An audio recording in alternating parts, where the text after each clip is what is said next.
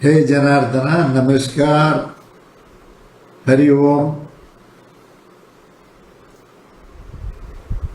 Casual as usual. Today is Mahavir Jayanti, the great saint who led the Jain community into spirituality. Of course, he was the 24th Tirthankara. He found a lot of prominence due to his views on ahimsa.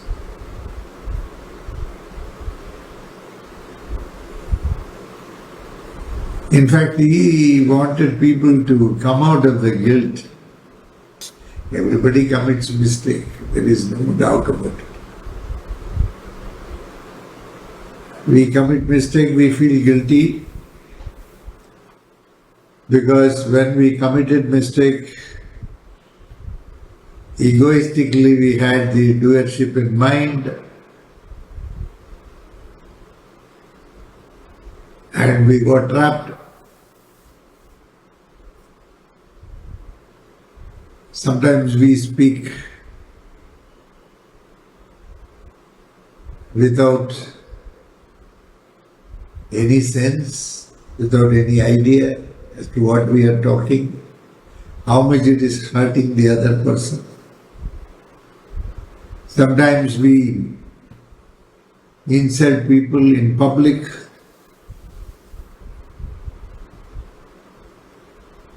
At least Mahavira showed a way. He said ahimsa.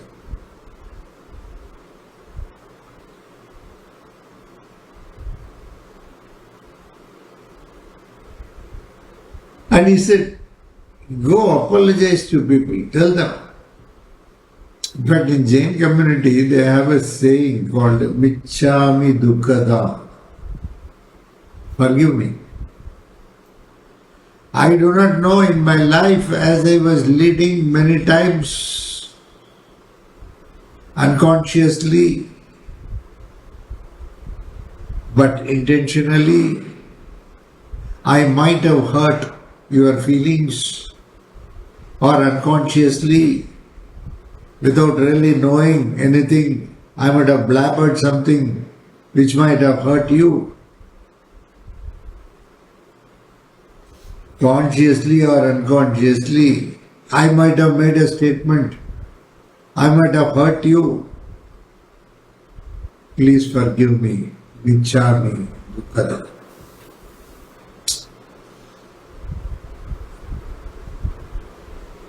Ultimately, somewhere, a closure has to come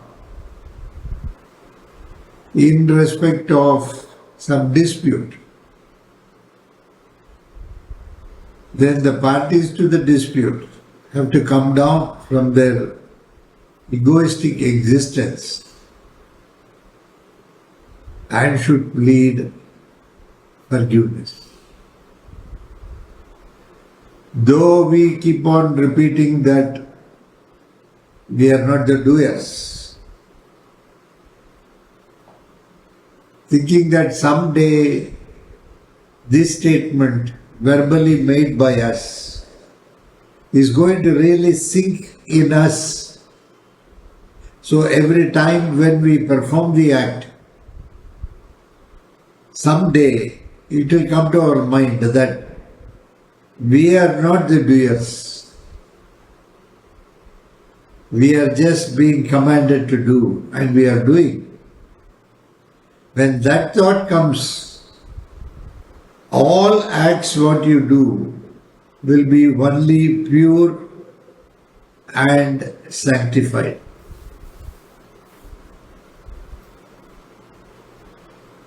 So Mahavira said, you repeatedly, you apologize to people. You might have done mistake, please go to them, tell them. Vichami Dukha. My words would have created a lot of misery for you. My words would have hurt you very deeply. When you are hurt, your time is spoiled and you will be thinking very negatively about yourself.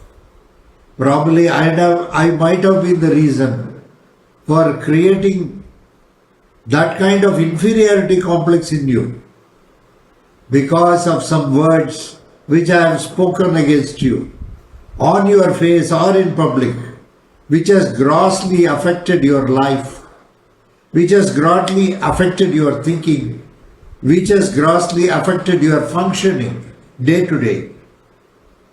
The only way is to completely surrender and seek forgiveness.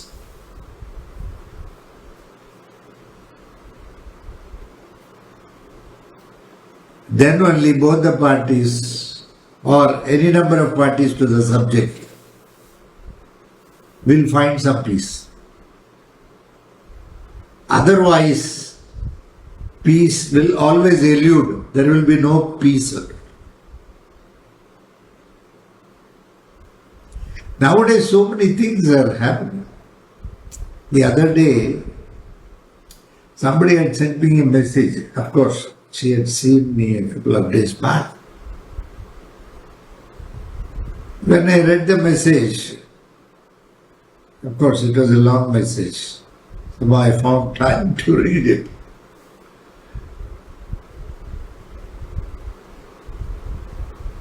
I found the kind of agony. See, her own husband is not supporting her.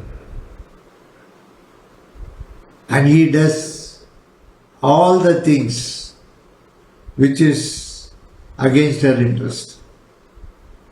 She has children. Of course, I don't know, the way she spoke, it looked like she belonged to a girl from the high places, maybe very rich people, industrialists, politicians. I do not know to what category she belongs to. Neither I asked her nor she said. It doesn't look why to know all that. There is no necessity. The prayers are not going to be based on what status you belong to. Prayers are wrong, irrespective of your status, nature, whatever it is. We have come here to pray and we continue to pray for you.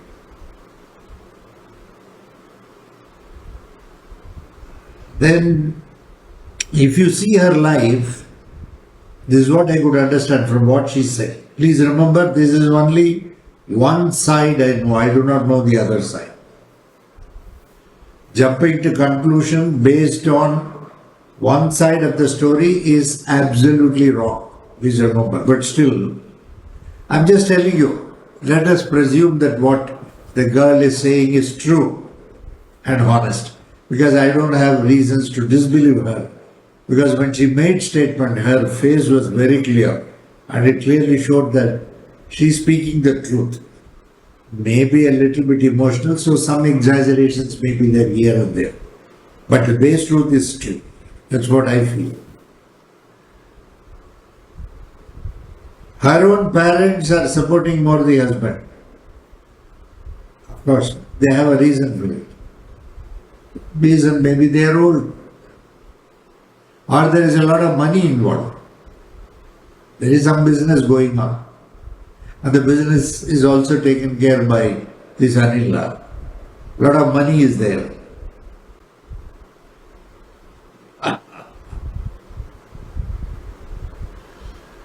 Actually, when money comes, when money is the factor which we are looking at, relationship will take a beat. It will not be in the front, it will be back.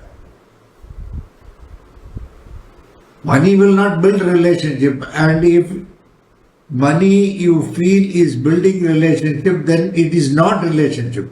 It's a commercial deal which you have to keep in mind. Suppose your lover, you get something for your partner, lover, wife, whoever it is, you get something for them. Out of your own affection or love or whatever it is. Suppose the husband or the wife or the male or the female, whoever it is, if that person is going to love you only because you get a diamond set or a diamond ring, or she is earning money and giving you, and there is something grossly wrong with it. Absolutely. Here, husband is misbehaving with the wife. The wife is not able to.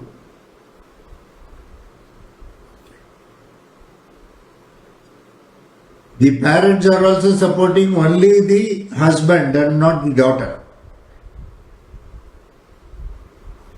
Money is involved. Today, world is going in a different way altogether, because today happiness is something else. People say that happiness is money. Please remember, there are a lot of people who have tons and tons of money, but they are not happy. And money itself has contributed to their sadness. Sometimes money is more like a gamble. It's just like going for a race or something like that. You keep on accumulating, that's all, without any purpose.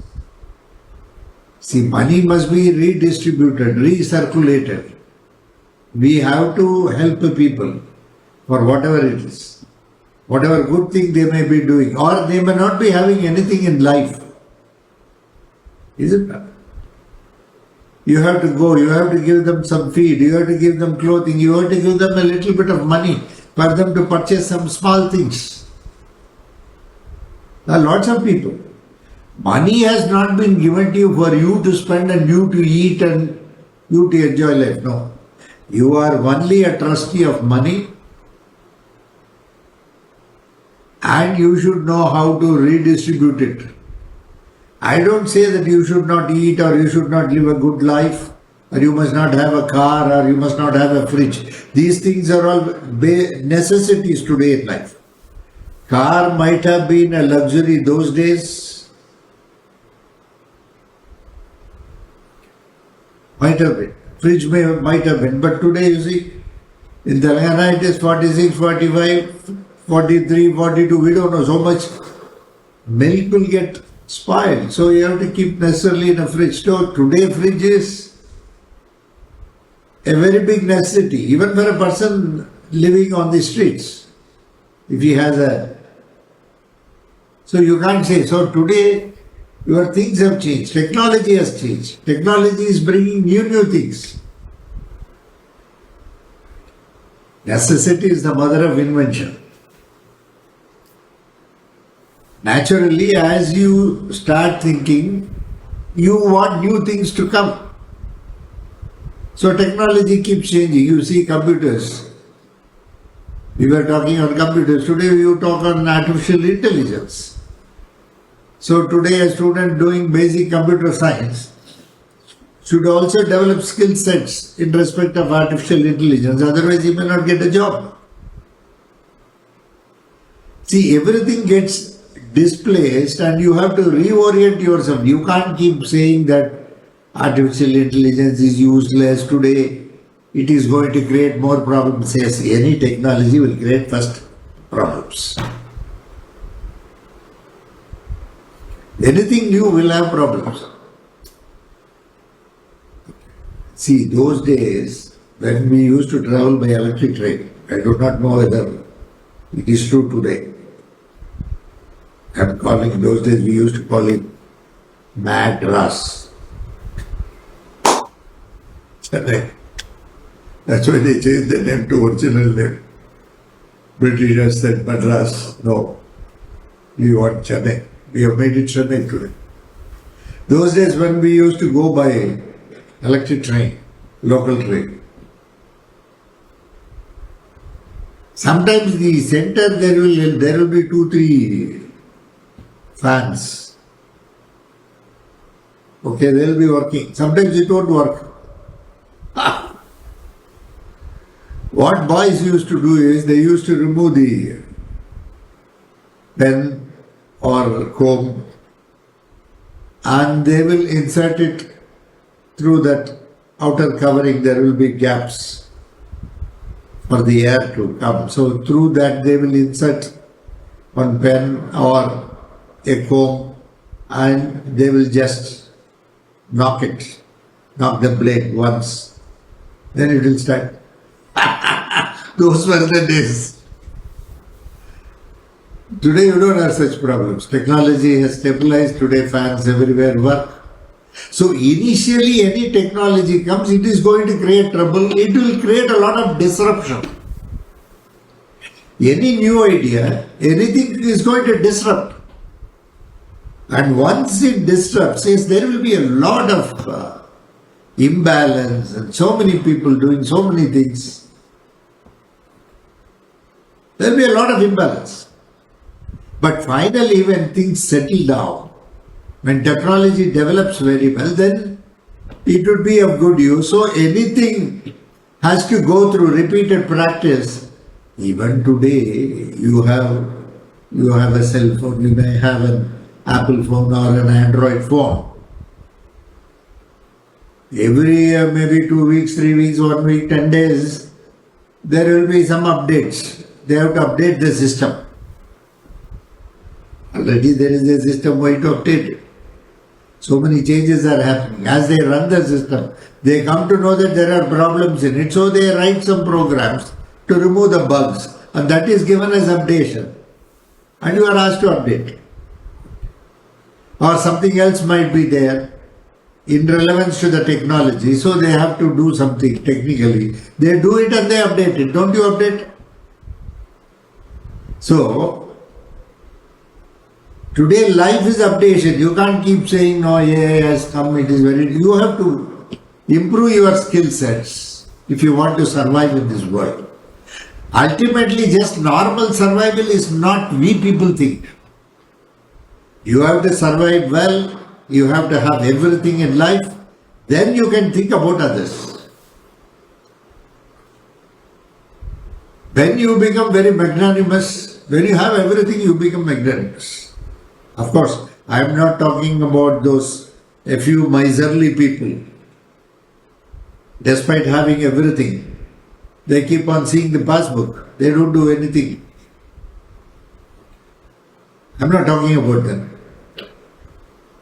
But the general rule is when people have everything, they are very gracious, that attitude comes because you have everything. Only a person who has everything will be able to share. See, those days when I used to go and meet some people for yajna purpose, one gentleman, he used to give me money. So I used to ask him more. Hey, this time you have given 5,000. Next time at least you will give 10,000 rupees. Nowadays things are costly. Kindly, no? Give.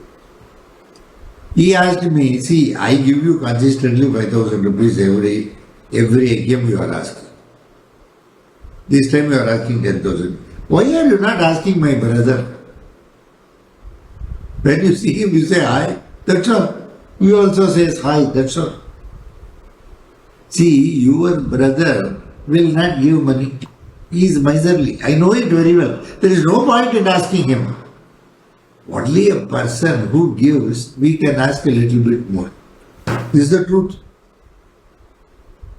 Is it?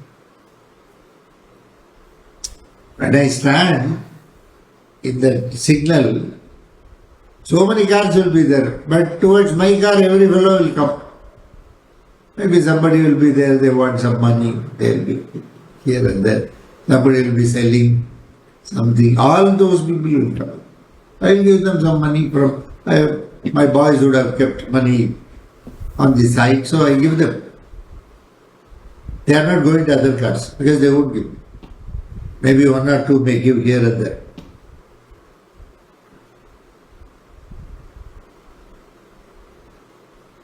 People will immediately start giving lectures. Government is not providing job. You can also provide if you have one. At home you have some work you can give. Government. What are you going to do? Yes, there is a government. They are doing many things. Every government has got its own principle. There is a party. They say what are their principles in the manifesto. They come to power. They do a lot of things for the people. Once again, some people may be fighting with they have done less for us, they have not done for us. All these. These are all politics. I am not coming into, but every government does. Every party does. Of course, there will be some problems here and there. So, the money what you have is only for sharing. Your brother will never give. That's why I don't ask. You give me always, so I am asking you, increment. DA increase. You have been giving 5,000 consistently for the past 10 years, now increase. Because you are also getting increased. You are earning. No? So, in commensurate with your income, you should also keep doing so many good things. Not just me, you can do many good things. There are so many good things that you can do.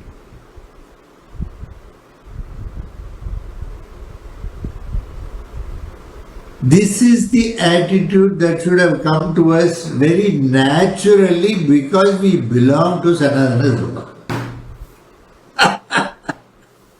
All these things, whatever I am saying,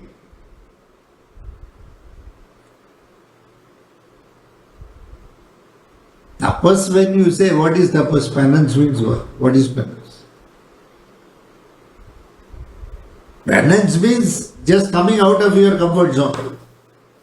First, if you can come out of your comfort zone and do certain things, that itself is penance. Yeah, those days, rishis and munis used to go sit in a very isolated place. They used to stand sometimes, they used to sit sometimes, they used to lie down sometimes.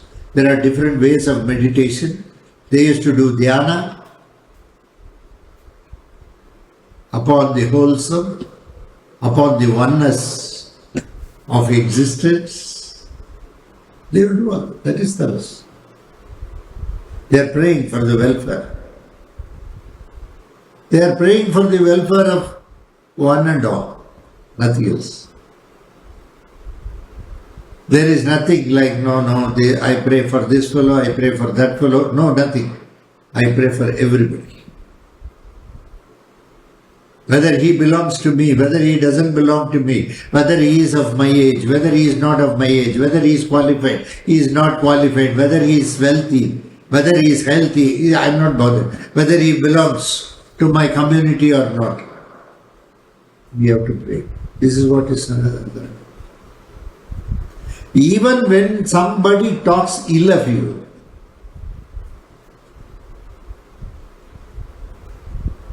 you must know that it is originating from an unconscious mind and there is no necessity to act or react. But unless you are very conscious, you will not be able to do. Otherwise we will slip, we will start fighting. I did this, I did that. Of course, relationships are not transactional. If relationship is going to be transactional, then it is not relationship. By giving money, by giving comforts, you cannot purchase a relationship. Only love, compassion, care, service, nothing else. One has to necessarily be non-judgmental to do service. Unconditional love will always emanate only from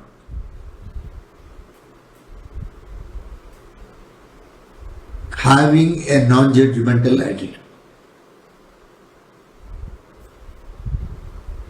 And whether it is really needed for us to judge things. Of course, there may be something at home where you may have to give your verdict as the head of the institution called home. Of course, we look at things. We take a balanced decision. We take everything into consideration.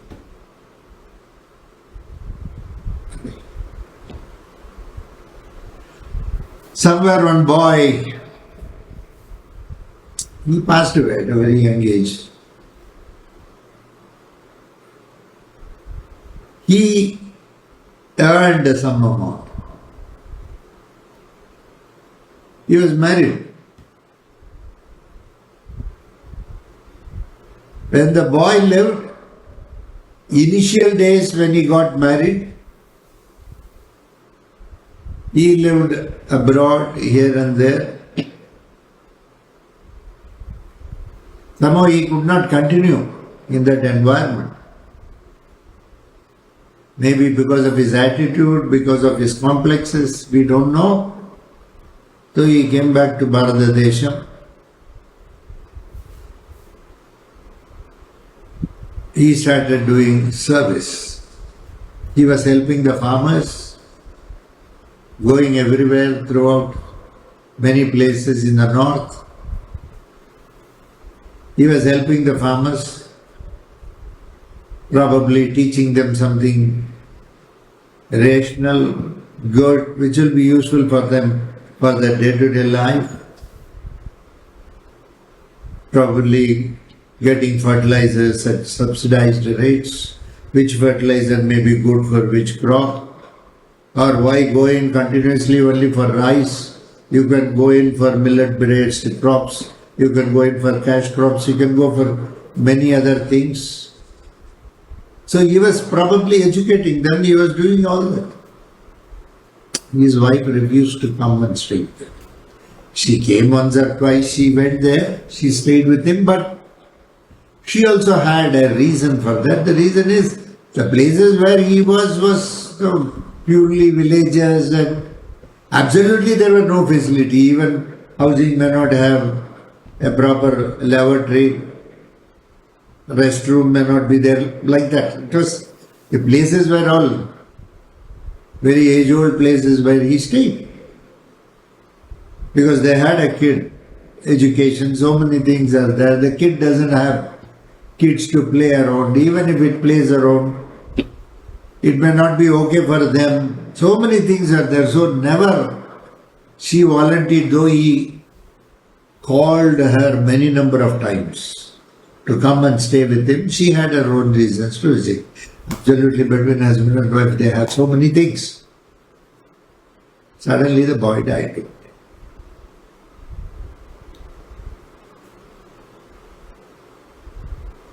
And now, whatever money he has accumulated is the only thing available. When the person is there, we look at relationship. When the person is not there, money gets substituted in all such cases. Money is the first thing which will be discussed threadbare. Who gets what? This comes into the picture.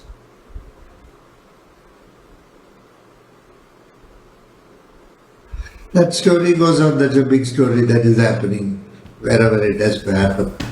To the extent I know, I just actually, why I am talking all this is, it's not a complaint. I just want you all to know that everything is looked today from money point of view. Relationship, nobody is valuing a relationship.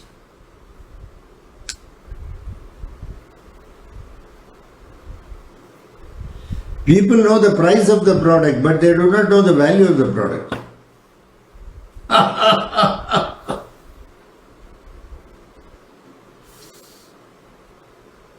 If you have to pay more, you have to pay more for a quality product.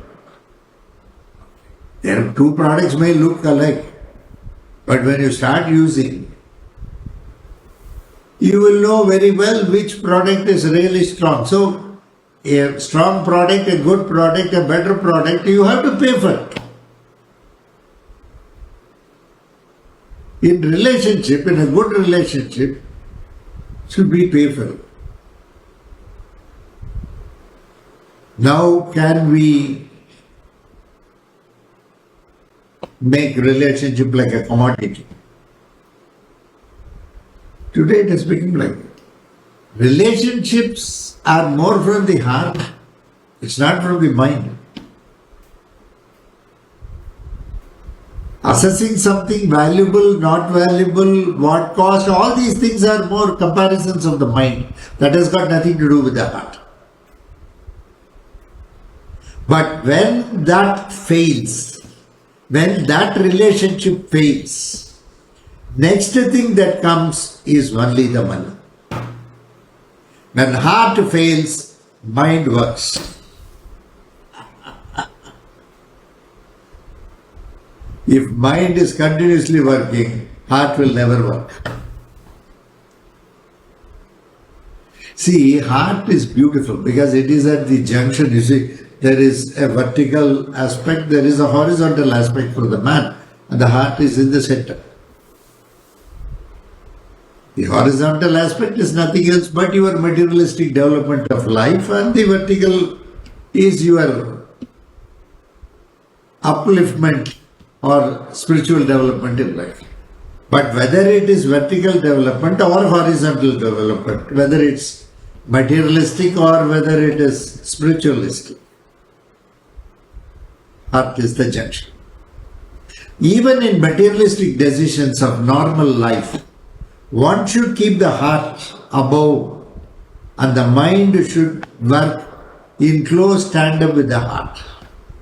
And heart must be given the veto. Even if the mind says certain things, heart should be given the veto to approve or disapprove anything, as the case may be. Then I will say, you will be very joyous in life. Mind creates a lot of tension. Mind creates anxiety. What will happen next? What will happen next? What has to happen will happen.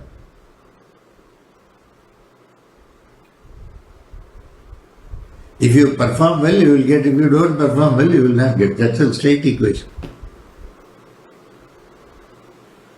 You have to prepare well.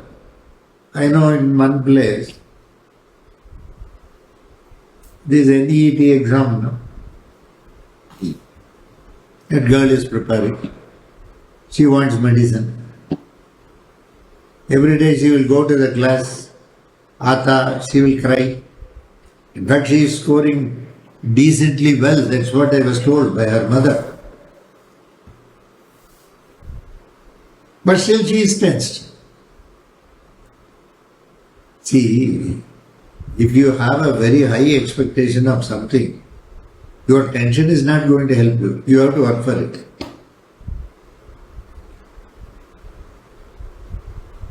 And similarly, every person will have some potential about certain things. The desire may be there. See, the plantain tree had a desire to become an apple tree. That desire alone is not going to give it apple, because this Janma, it is designated to be a plantain tree. It can only produce bananas and not apples. So aspiring for something is different. Dreaming for something is different. Are you carved for it? Are you really carved for it? So one should have that compromise also in mind. Nowadays kids don't have. And the parents also keep on pumping. Sometimes the parents will keep on saying, of course in this case they didn't do it. But in some cases the parents will keep on pumping, saying, no, you should become doctor, you should become engineer, you should become accountant, as though there is no other job other than these three jobs. Somehow hook or crook. In the high places people have money, even if you don't get some medicine, it will push you. That itself is very risky.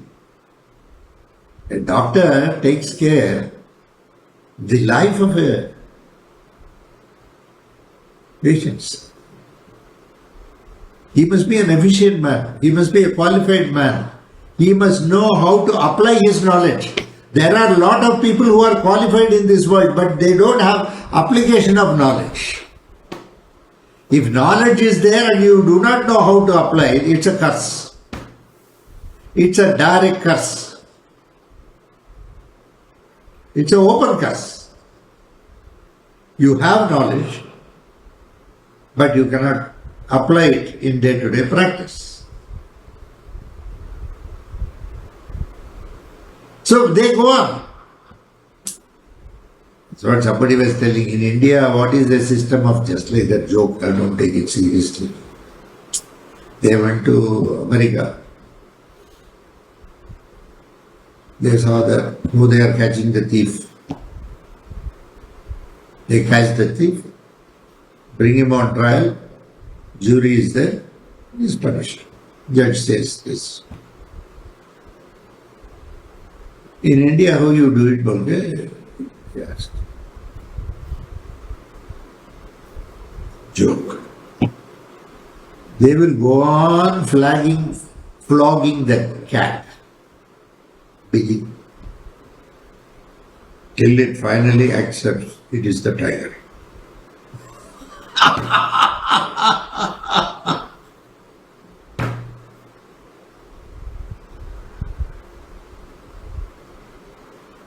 Of course, we are the best police in the world.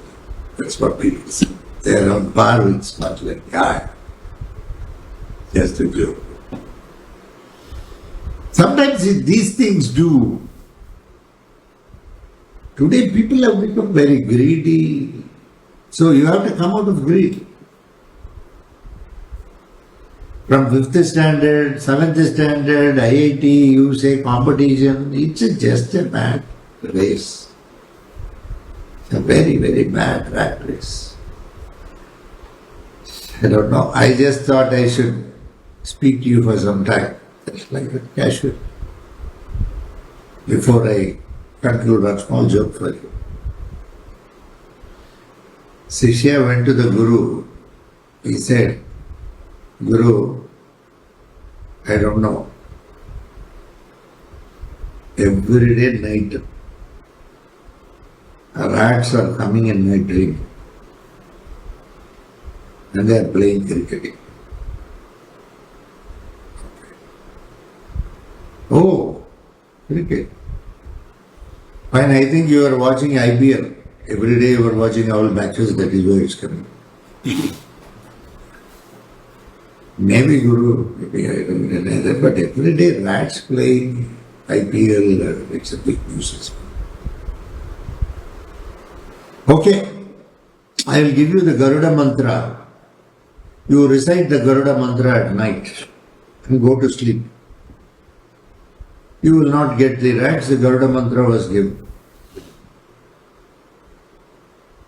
And the disciple asked, Guruji, can I start reciting from tomorrow? Why tomorrow? I have now given you the mantra, you can recite it right away, from today itself. Sorry, Guruji, today is finals.